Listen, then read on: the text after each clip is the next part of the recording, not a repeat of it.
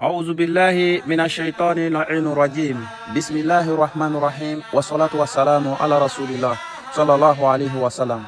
بانغوكاو أنا نتوني مولود بلبل من نو كمبلو دلا بانغوا قبل فيفري كالو كلينانينا okuna mauludu ni abora kumbora dokokoro ka sababu yake tama balale okuna angashiko belebele ka no ye bango amadu ye shugonga ani malevia tana mundukula farada sabonyuma okuna tama enkoso mauludu ni abora jwakoro okuna ablara domina odekera fivre kalo kleta ani shekiye no bibe samedi natan inshallah taala na Allah sona abina ke kemen ka fokono nana okuna ni kafarani kuna fulia mbela jire ka nyina maka dugushi kwa ka damne fana kata chenceni na kata se jana fakata se nkala okuna dugu jero ama nyina dugushi okuna fiana nyina maka ko jwela ko nyina maka au bela jele ko kemen ka fo kerengrama au koni bela dugu fengo feno be kemen ka fo kono au bela jele wele do ni mawludu bayna mawludu abna nyina maya shokoro ani koloma ni Allah sona maka be fevrier kalo kleta ani sheki mando